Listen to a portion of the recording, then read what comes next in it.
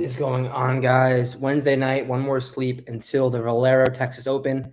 Honestly, like 5 more sleeps until the Masters, something like that. But no, like 7 more sleeps. That was just horrible math. All right, we're here. You guys know the deal. I'm going to go through a few interviews that went down Tuesday, Wednesday, talk about some key topics in golf, spawns of the fence, Hatton's hand, the wind, and then just some other thoughts on the golf course. Hopefully, this leads you on to another guy, warms you or colds you on someone. It's helped me the last few weeks. Narratives are a big reason. I play guys. Like not always, you can't live and die by the stats. You can't live and die on the Excel sheet. You gotta take the human element into it as well. So let's dive right into the first one quote from Adam Shank. Asked him his impressions on the golf course. He said this was Tuesday. This was the first time it was too windy for me to play around. If the golf was going on today, we would probably not be playing. So potential real wind issues this week. I don't think the conditions are going to be as crazy as they were on Tuesday. I saw 25, but they're going to get up there. It's going to affect the play for sure. Bo Hostler, you're in the midst of a good year, 5 or 6 top 25s, but a few missed cuts. How you feeling? He's feeling nice off the tee. Short game's been okay. He says he needs to put it together with the irons and the putter, and that's correct. You look at the stats, the putter has been awful for Bo Hostler, but he's played well last year, so hopefully he gets those irons right. Asked him if he didn't practice today. He said it wasn't worth it in the wind. They asked him, this is a good one, what are some advantages that you and the Texas guys have here playing in Texas? Because as you know, Texas guys do play good in Texas. Who tweeted that today? I think it was Jesse. Jesse, if you're listening to this, some guys just do play well in states. So like they just do.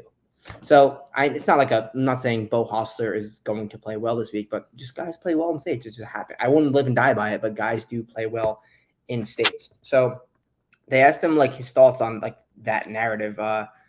What do Texas guys do well in Texas? And he basically said, if you play in Texas a lot, you know how to fight the ball. You know how the wind affects the ball in the state, and people don't understand how much the wind affects putts. All pretty straightforward, but he kind of went out on a limb to say that in Texas. So that's what he thinks about Texas guys playing well in Texas. We will move on to J.J. Spawn, defending champ. A few comments on being a place that's near and dear to you, they asked him. He said the course looks very similar. It's in great shape, very reminiscent of how it was last year. Looks like we're going to have a similar wind too. I don't think the conditions were as windy as they were this year compared to last year. I think it's going to be a bit tougher this year. What did minus 13, 12 win it last year? I could see 10 winning this year. They asked how he's feeling coming into the week. He said he's pretty confident with almost every part of his game. Everything is really tight.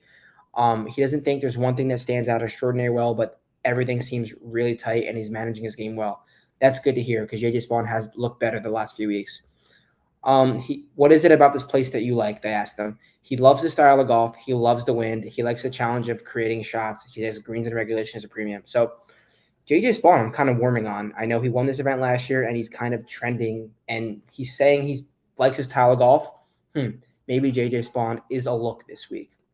I don't think he's going to go back to back, but I'm definitely warming on him in his DFS / one and done aspect that he's a fair price and I don't think he's going to be overly popular in one and done. So JJ Spawn, I'm kind of warming on. And then the final guy, probably the most important guy people have been wondering, Tyrrell Hatton, who I'm just going to say it right now.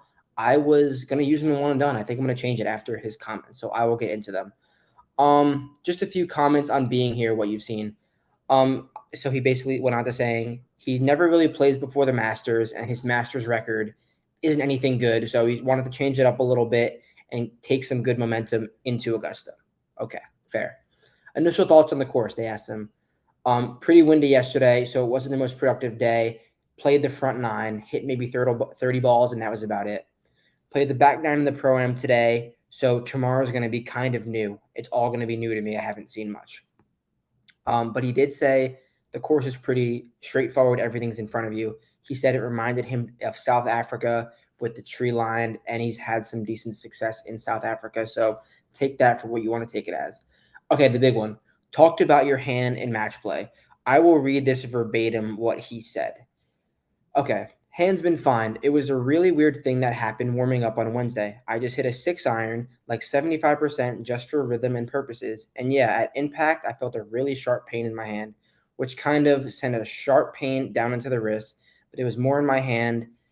That was a problem.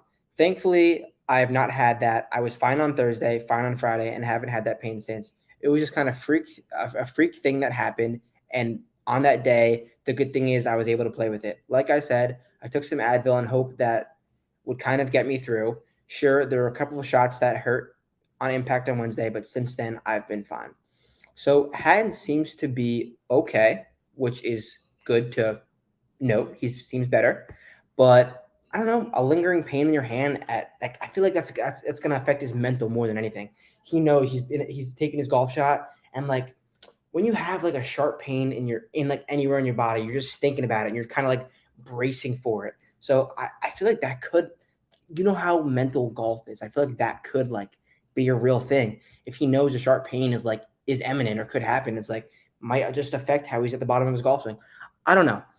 And finally, or two more quotes. Do you like being one of the favorites? He said, golf's a silly game. You have to go out and play your best, and anyone can do it out of the 144.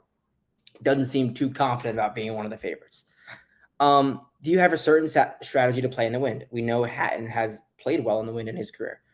He wanted to say, at certain times you feel like you got to be flight the ball the way you need to, and I've played at links growing up, so I've always been good at doing that. I like how I'm swinging it. I like how I'm flighting the ball. This next quote was pretty interesting. The greens seem fairly firm or can get firmer as the wind picks up. I don't like playing on these types of greens because they're not the biggest targets with slopes and runoffs. That will make the second shots pretty challenging.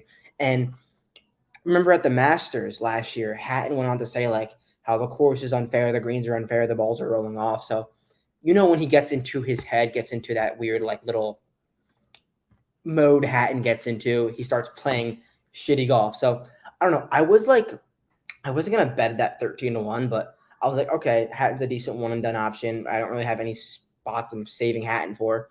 Why not running out? So between the potential hand thing being mental, never seen the golf course, and he doesn't really like this style of like around the green type play in the wind, especially if it's too firm.